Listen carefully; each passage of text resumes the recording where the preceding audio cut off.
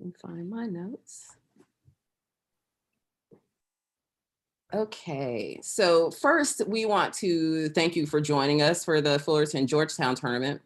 I'll just say a few words and then introduce our guests. And I want to first thank, though, Michaela for coming up with the idea for CSUF and Georgetown to co-sponsor this tournament as an introduction to a new partnership. Michaela and I are both concerned with the lack of West Coast national tournaments and the implication that has had on maintaining a vibrant policy debate community on the West Coast. In addition, we both wanted to do something to demonstrate to the debate community that our ideological differences are not legitimate reasons to work against one another or to not work together as colleagues. We hope to lead by example. Black debaters and debate coaches are not going anywhere. So the traditional community is going to have to make room. 20 years of fighting over how to make room is enough. The hypervisibility of Black death that has permeated the public imagination over the past year has been devastating. And while many of you believe that such violence against Black folks is far removed from this space, anti-Blackness structures every space, and our actions and behaviors here do matter. I'm honored today that we have Representative Attica Scott here with us, because sometimes it's important for this community to move away from talking about the hypothetical to talking about the material action real people are engaged in to respond to threats to Black life. Before I say a few words about Representative Scott, I want to introduce a few people from the CSUF family who would like to welcome you and say a few words. We are joined today by CSUF's president, Fram Vergy. Everybody calls him Fram. The community loves him. And I am just super excited that he decided to join us today. As well as, let's see, Fram's wife, Julie, is also here. And the Dean of the College of Communication, Dr. Bailing Shaw, is also with us. So they'd like to say a couple of words just to welcome you from the CSU family. Thank you so much, Dr. Reed Brinkley, for your introduction. I'd like to thank you and all the members of our forensics coaching staff for the hard work that I know y'all have put into organizing this important tournament. And thank you also for working with Georgetown University in partnership, not only for this event, but for the future tournaments that I'm really excited to know are coming up in the future. Thank you to everyone for participating in the tournament and for being here this evening after what I know has been a very long day, both at this event and in the broader ongoing debate about our nation's democracy. And actually, I believe that this tournament, like forensics in general, reflects the very best of American democracy because forensics is about our choice to use communication as a bridge across divisions rather than as a wedge between people. It's about our openness to considering reasoned arguments supported by facts and other evidence. And it's about our commitment to the value of free speech in the marketplace of ideas. Some of you may know advancing democracy and preparing students for democratic society have been the primary mission of the Cal State Fullerton College of Communications since we were founded more than 30 years ago.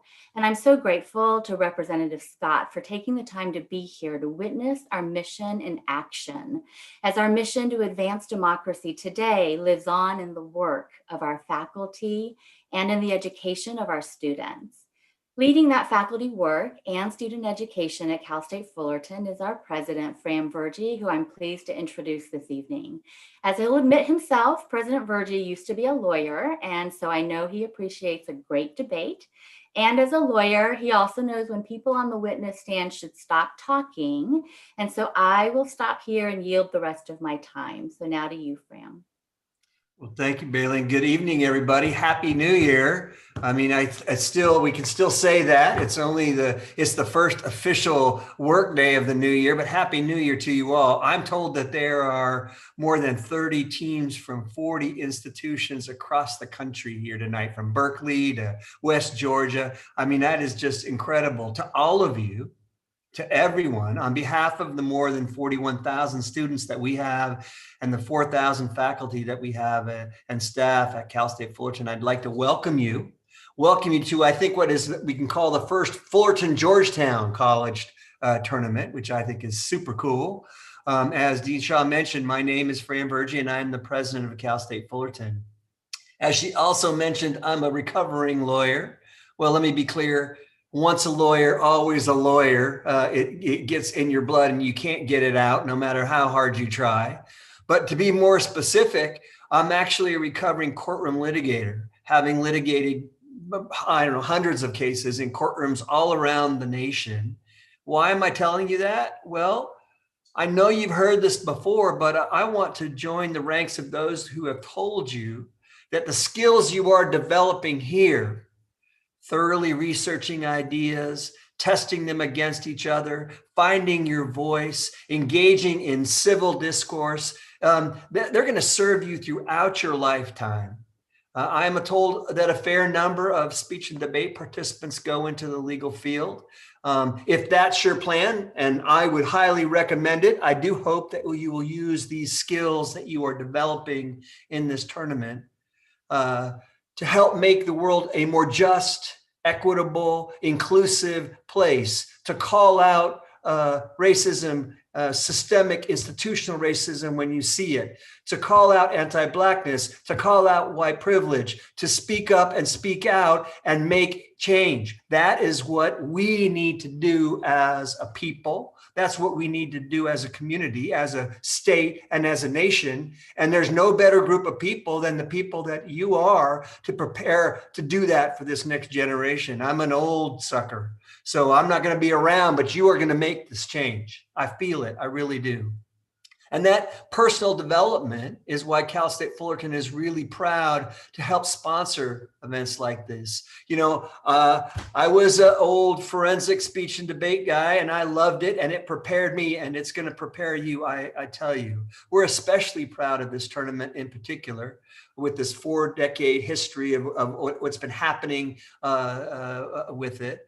I'd like to give special thanks to the teams at Cal State Fullerton and Georgetown. You know, of course, I'm partial. I'm going to root for my team, but I want to say thanks to them, especially for putting this together, for working hard to put it together.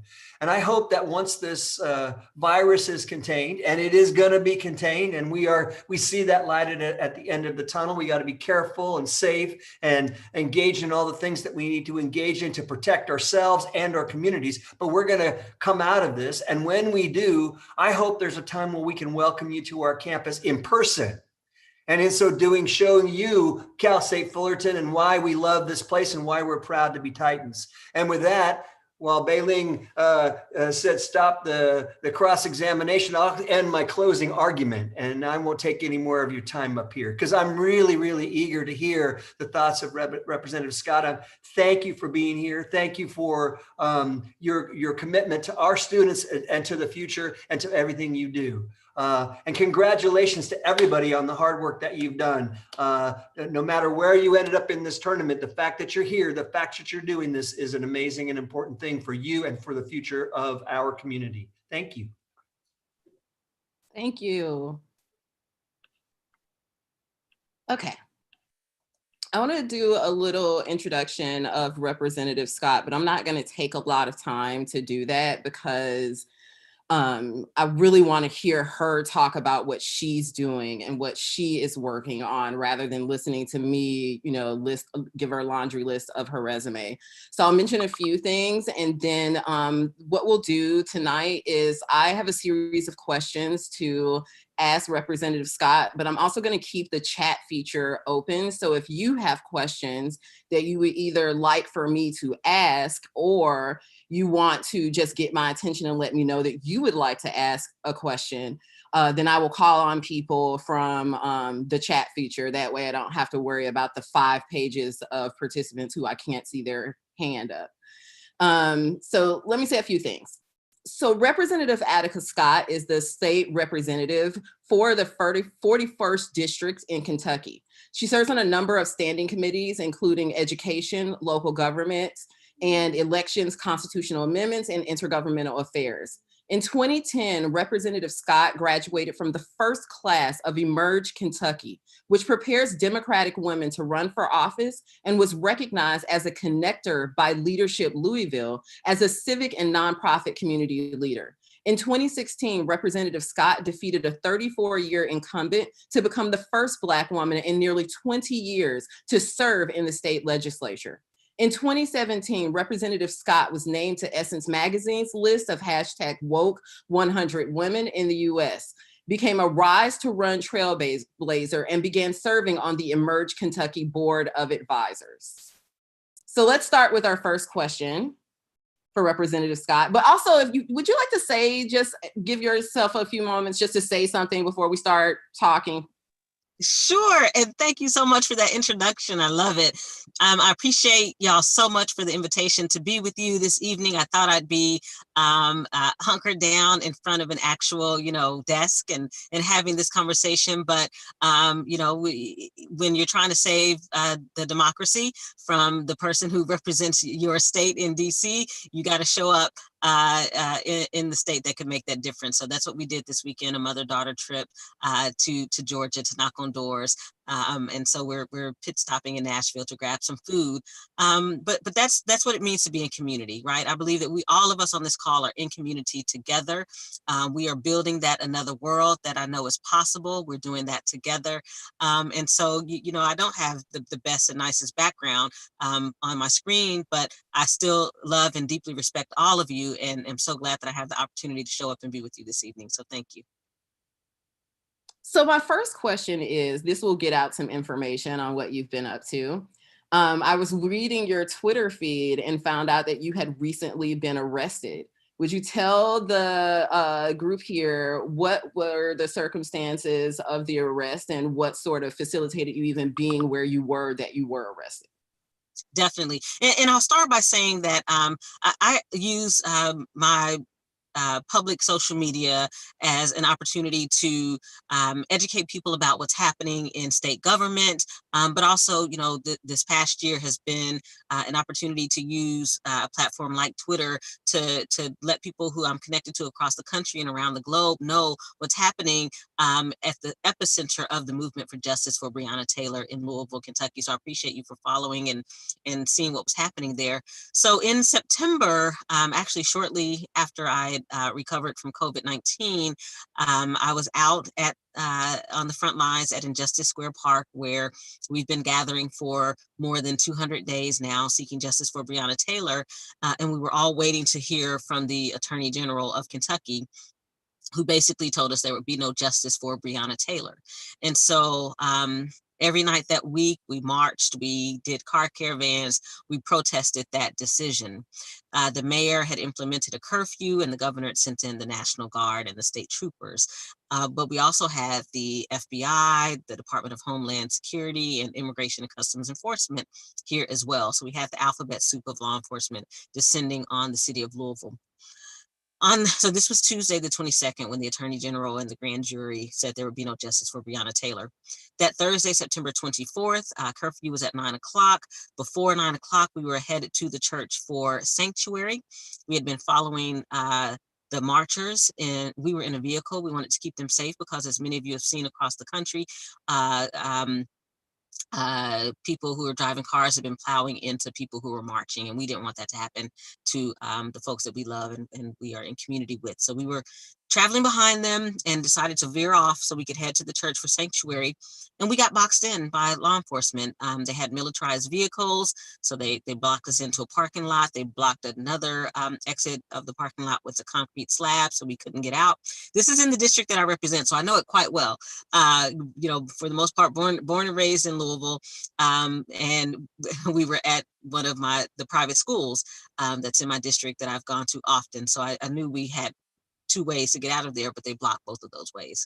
So we got out of our vehicle, walked across the street, headed toward the church for sanctuary, and police were on both sides of the street. We knew it was not a situation that was ideal, but we thought naively that it was not curfew yet. It wasn't 9 o'clock. We'd be able to make it to church. Unfortunately, the police yelled at us to turn around and go back to our vehicles. As we did that, they changed their mind midstream and yelled, circle them, and they surround us with their guns pointed in our faces, told us to sit on the ground, and started zip tying our hands behind our backs. And so we literally could see the church across the street. It was probably 100 feet away, and it was not yet 9 o'clock curfew. So we were arrested. There were about 17 of us who were arrested, including my daughter, who was 19 at the time. None of us had ever been arrested before, or neither of us had ever been arrested before.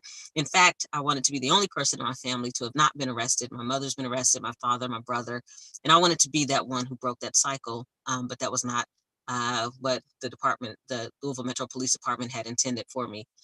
They refused to tell us why we were being arrested. We're very clear it was political retaliation. I'm the primary sponsor of Breonna's Law for Kentucky to end no-knock warrants. My dear friend who was with us is the operations manager for the Bail Project here, so bailing people out of jail. My daughter's been a vocal activist, etc. So we get to jail, and then they separate me from everyone else and put me in isolation and tell me it's because of my position in Frankfurt. And I'm like, folks in jail know that I'm fighting for them.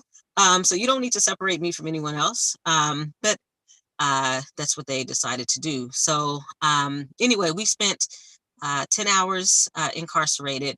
The first person that was arrested in relation to shooting into the apartment building where Breonna Taylor lived, but not her murder, stayed in jail for 30 minutes. So we stayed in much longer than he did. And then when we were released, we saw our release papers, and they claimed that we were trying to firebomb the public library. I'm probably the biggest nerd most people know, and the biggest advocate of our public libraries. And it was absurd to be accused of trying to firebomb the library.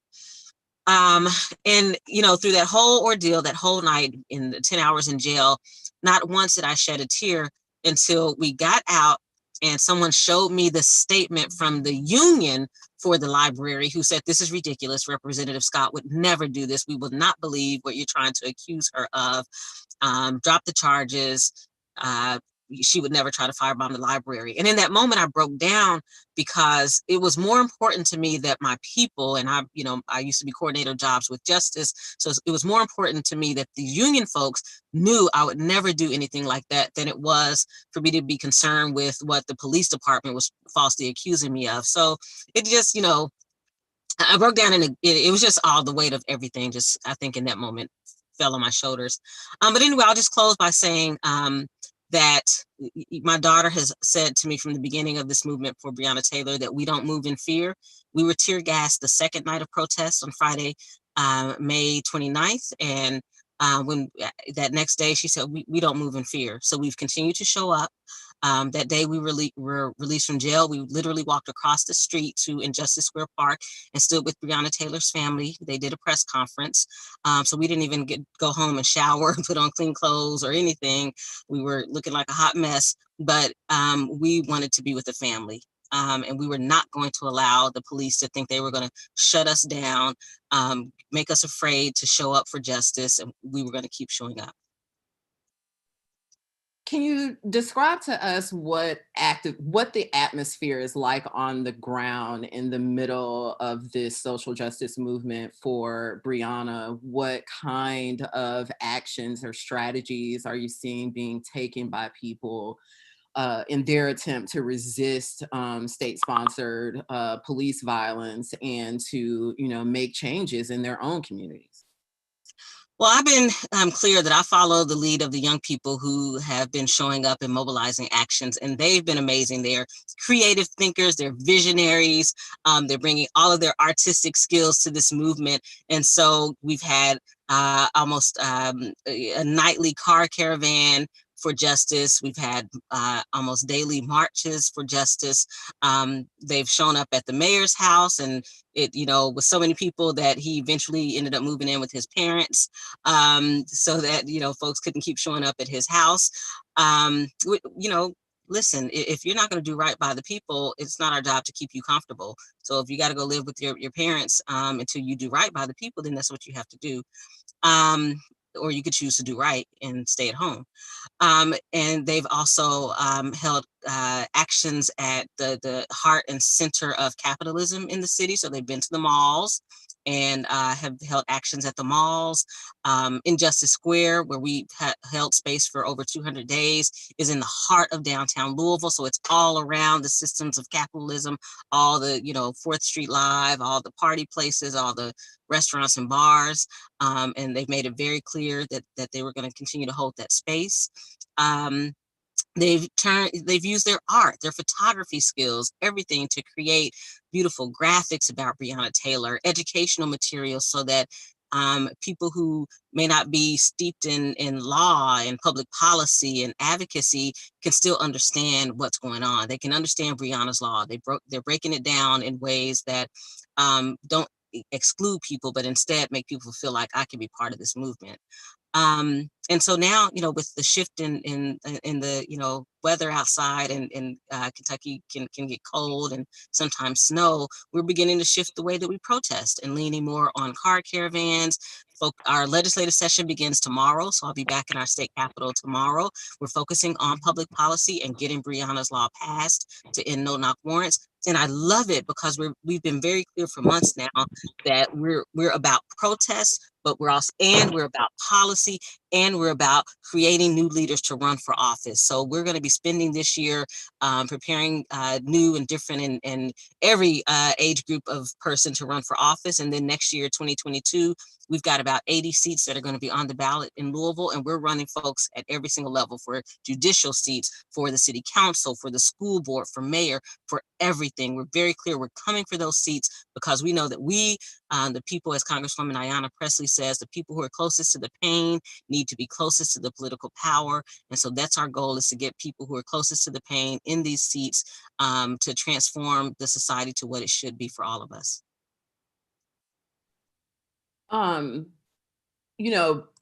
Black people have a lot of patience. And so we struggle and struggle and struggle and keep struggling and struggle some more and struggle again. And that is sort of the state of Black life in America. But I know that Breonna's death was not the only thing that precipitated the outrage and the outcry that was produced in Louisville. What was the prior relationship between Black folks in Louisville and the police?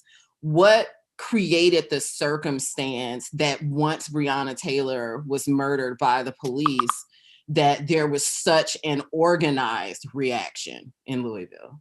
Right. So like many places across the country, this wasn't the first time that police have murdered with impunity.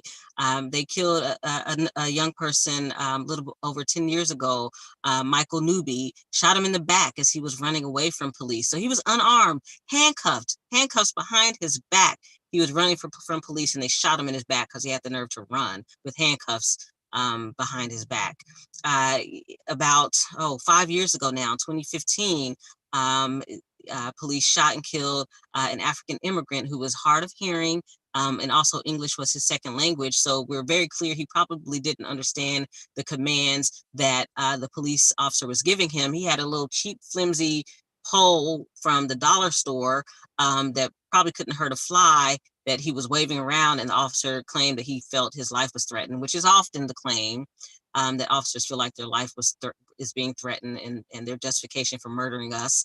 About 4 years ago, a gentleman who was in his 50s, a military veteran, served our country, was in a domestic situation with his girlfriend, who she called the police and was like, just get him to leave. She didn't want them to do anything, but just get him to leave. She still loved him, still wanted to be with him, but he was having a mental health issue, a mental health crisis, and which our police are inept at addressing. And so they came and shot him to death. And he was a gardener. He had a hoe in his hand. So they claimed they feared for their lives because he had a hoe in his hand. So no, it wasn't the first in Louisville. Those are just a few examples that I've shared with you. And so you're right. Every time we protest, we speak up, we rally, we do get some policy change at the local level. We do both codified into law, but also internal police policy change. But this is not a system that we can keep trying to transform. You can't transform a system that wasn't designed for you in the first place. So yes, we have to dismantle this system. We must reimagine what community safety looks like when we, the people, are at the heart of taking care of our communities, when our state and local governments truly invest in the economic and social needs that our neighbors have across the city and county and state. Then we can truly reimagine what safety looks like, because people don't have the same needs that lead them to doing whatever it is that they can to feed themselves or provide shelter for their families. One sort of frame of argument that a number of Black students make in debate is around the battle fatigue that activists experience on the ground as they are engaged in activism. If you were counseling a group of young activists who are, they've been protesting for months, they've been on the ground for months, they have been dedicated for months, some of them for years, what advice would you give them about either what to do about, how to avoid battle fatigue, or what to do when you are fatigued, which seems to be inevitable? So I tell people it's real, right? So we can't run from it. We've had 700 people arrested in Louisville since our protest began on Thursday, May 28th. 700 people arrested because the police are retaliating against us. They're targeting us because they want to shut us down. 700 people arrested. That's ridiculous. It's absurd. And so, of course, people are exhausted. They're terrified of these felony and misdemeanor charges that are being levied against them. People are losing their jobs because they're in jail and can't show up to work. We were incarcerated with another 19-year-old who lost her job because she was supposed to be at work at 5 o'clock that morning, but we were in jail. She could call her job. So those are real things that are happening. My daughter was terrified, thought she'd lose her 2 scholarships to college. She's at the University of Louisville. So all of that is on their minds, but it's also the emotional and mental abuse that we're experiencing from police violence. And so I often encourage people, please step away from this work for as long as you need to and come back, because even if we've found what we think is justice for Breonna Taylor, what we believe is justice for Breonna Taylor, there's going to continue to be work that needs to be done, and we're going to need you in that work. So step away so that other people can step up. You don't have to be there the whole 200 days and nights that we've been holding down this movement. Be there when and if you can. You don't even have to be there physically. We're in the midst of a global pandemic. Everybody can't show up physically. Send water, or send some money via the Cash App to some of the organizations that are holding down the space and feeding people who are houseless, and providing shelter for people who are houseless. Contact your state rep, ask them to sign on to Breonna's Law for Kentucky. There's something that people can do that they don't have to allow the fatigue to overwhelm. Right? Because we can overcome overwhelm when we take care of ourselves, we take care of our loved ones, and when we allow ourselves to be it's not even selfish, but when we allow ourselves to prioritize us. This mother-daughter trip that me and my friend took this weekend to Georgia to canvas was also us prioritizing ourselves and saying we have the right to step away from the work that's happening in Louisville. There are plenty of people who can continue that work. We don't have to be there. We're needed elsewhere, and we're going to go there, and we're going to spend time with our daughters because they deserve that. They deserve their mama's time, just like we've been giving it to everyone else. So I encourage people, own that you're feeling the weight of this movement. Break down when you need to break down, step away when you need to step away, and come back because the work is going to be here. So that's what I encourage folks to do. For those of you who are old enough or, may have studied, congressional campaign history from the 90s, might remember the Year of the Woman, which is sort of like, in the 1990s, all of these women are, hold on, I'm so sorry, one second. Autumn, darling, Mommy is speaking to a very big group of people. Can you be quiet? Thank you. Those of you who remember the Year of the Woman, so all of these women were elected, particularly in the Democratic Party. It was a big ta-da. They talked about it on the media all the time. It was a whole thing. And so I'm watching our current political moment and thinking, you know, this is like the decade of the Black woman, right? Because it seems like so much of national electoral politics is now being very much so connected to the sort of will and advocacy of Black women. On this call, you have a number of Black women who are debaters in this community or coaches, and that's important because as a youngster myself in the community, there were no Black female directors of debate. There were incredibly few Black female competitors.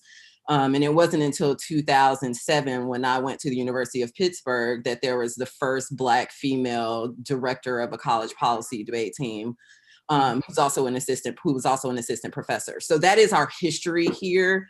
And there are these amazing young Black women who are making incredibly beautiful, radical arguments.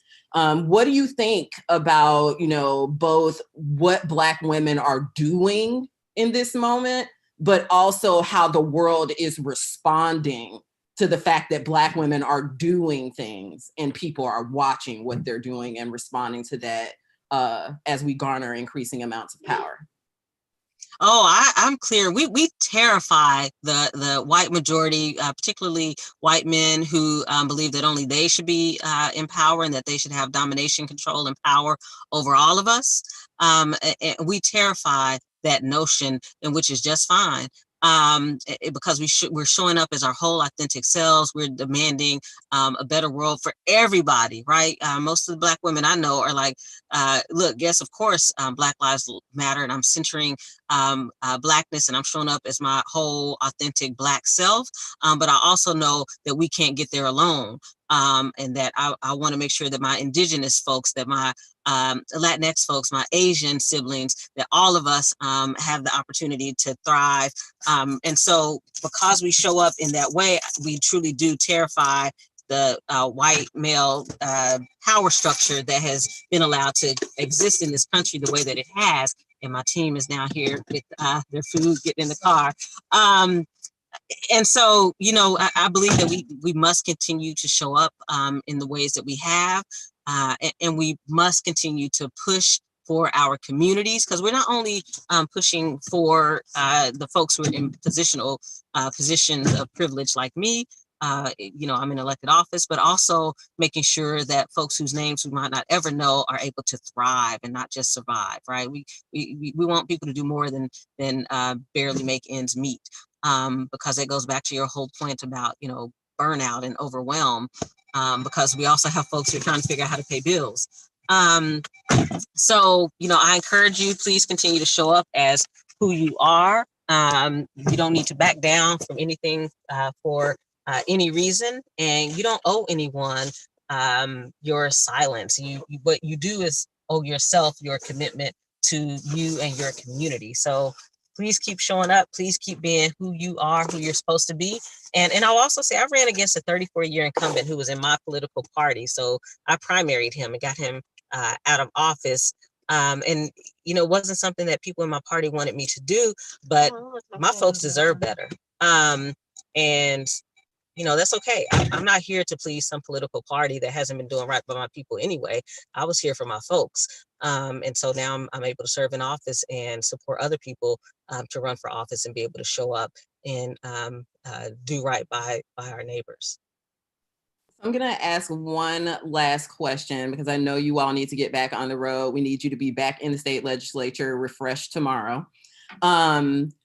Ella Baker is one of my sort of huge heroes. I've read so much about her historically and her views on how to engage in resistance and movement practice. For those of you who don't know who Ella Baker was, she is the woman that set up the SCLC that then becomes later run by Dr. King, because they did not want her to run that organization as a Black woman. It had to be a Black male preacher. And so she leaves the SCLC and starts sort of, you know, coaching and mentoring young Black activists who then go on to do things like the Greensboro sit-ins, as well as the development of the Student Nonviolence Coordinating Committee. And so one of the things that you said in an answer to an earlier question was that you And I've also tried to model my own activism in this community around that same practice, which is the youth will often lead because they see a future that is difficult for those of us who are older and have more privilege. It's more difficult for us to see. So I'd like to hear you talk a little bit about why that's your philosophy of political engagement, why it's so important to pay attention to what the youth are doing. Well, the first time I ran for office and I didn't win, I ran for school board because I truly believe in the power of young people and young voices. I probably didn't win because one of my policy platforms is that we needed a student on our school board. You know, how in the world are these adults making all these decisions for our students who are actually the ones we're supposed to be serving? And in this movement for justice, I believe it's important for us to follow the leadership of young people because they are the ones making the demands. They know what they need. They know what justice looks like. My job as a politician, my job as an elected official is to open the doors they may not be able to open. It's to make way in spaces and places they may not be able to make the ways themselves. My job is to use my platforms. You know, we started out talking about social media and Twitter. My job is to use my platforms to make sure I'm getting out their messages and their words. You know, I will often ask, just please send me what you want me to post and I'll post it. You know, if young folks are wanting to have a car caravan or a march, I'm going to show up. My job isn't to lead it. My job is to put my body on the line, on the front lines for justice, but not to criticize or question the ways in which young people move simply because it's not my way. Because, you know, my way might not be the best in this particular situation. I know what I do in our state legislature. I know that way. It's my job to know that way, but it's also my job to come back and say to them, this is how it really works up there in the people's house. And if we want to get the change that we need, then let me break it down to you how it works there, right? You break it down for me how it works in the streets, how it works in community. And that way we feed and we support one another and we truly create a robust movement where we can make the kind of transformative change we're trying to make. Okay, we are going to let you go soon, but we do want to say this as a group. I've seen a number of video feeds pop on as you started talking because it got more and more interesting and more engaging. And I find this, you know, this happens to me as well. You speak to a group of people that you don't know, but things that you say highly influence how they think and how they're processing ideas. And can influence what actions that they choose to take, what things they choose to study. And so I am incredibly thankful for you just giving us a little bit of your time to influence some young minds. And, you know, I am always one to say that what we produce in debate in terms of the intellectual capacity of our students, I have not found a space that is more brilliant and engaging than what our students do here.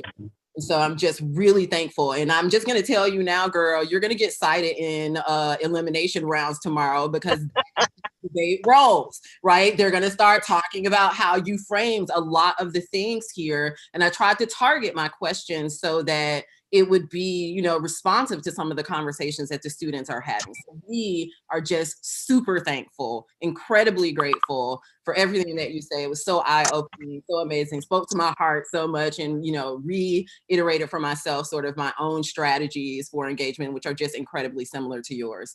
So thank you so much. Anything you want to say to everybody before you go? Listen, thank y'all so much. I know your debates are going to be fire. You know, please be in touch if there are any ways that I can support you in the future. Appreciate you and have an amazing evening.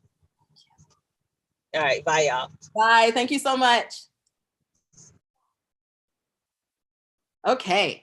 So that was amazing. Super glad she came. We finished right on time, so I don't feel bad. We are going to move on to the awards ceremony, and I am going to get off the screen and let Michaela take over. All to you, Michaela. Great. Thank you so much, Shanira. That was amazing. Thank you very much. Max, can you let me share my screen? Yeah, you got the power now. Amazing. Okay, now I just have to find it.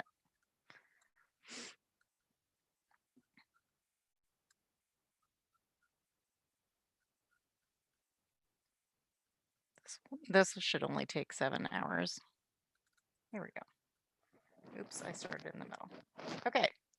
Thank you all so much for coming. Just want to say a couple of quick thank yous. All of you for showing up, competing, judging, participating in every way. Obviously, the Fullerton and Georgetown University administrations for supporting us.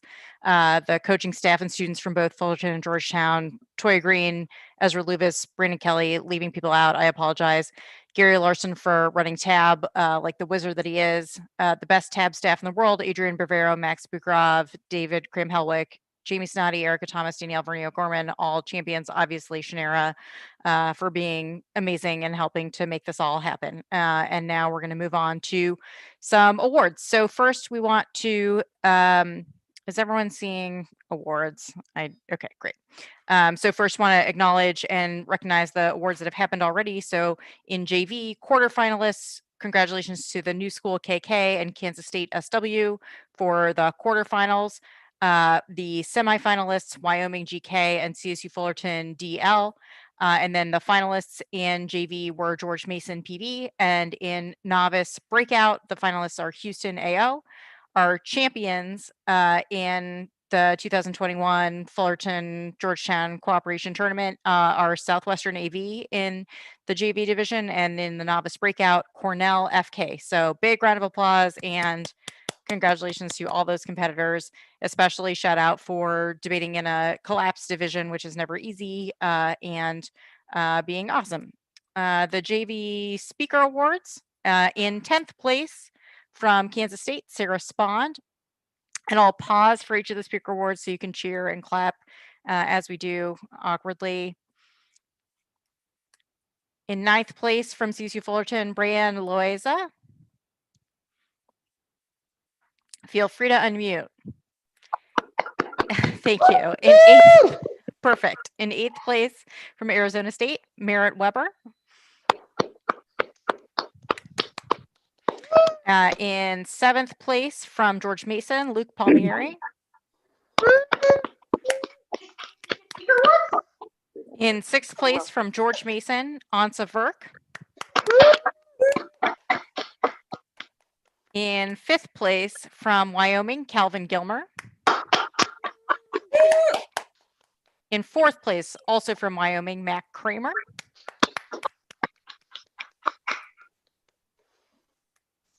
In 3rd place from Arizona State, Abigail Spencer. In 2nd place from Southwestern, Joaquin Areola. Let's go!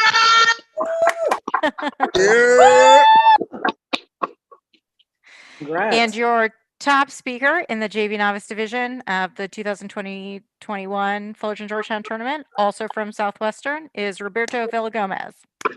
Woo! Congratulations. Woo! Kill it. Woo! Okay. Thank you very much. The next slide recognizes those who made it to the double octafinals, and I have left off a team, which I will be adding right now. So congratulations to those teams who made it to the double octafinals: Rochester AM, Texas DW, Wake Forest KT, Minnesota FR, Wake Forest AW, Harvard OY, Wayne State MR, Michigan PS, Emory MS, Dartmouth MS, NYU ST, USC KS, Cal FW, Emory GM, Gonzaga MH, and Central Oklahoma CH. Thank you. Congratulations. Sorry to blow through that. I know it's hard losing in the doubles. I appreciate you. You've done an amazing job. In the open division, your speaker awards. In 20th place from USC, Kevin Sun. In 19th place from Cal Berkeley, Mark Eusterman. In 18th place from Louisville, DeAndre Jurgen. Let's go! In 17th place from West Georgia, Regina Sturgis. In 16th place from Wake Forest, Brianna Aaron.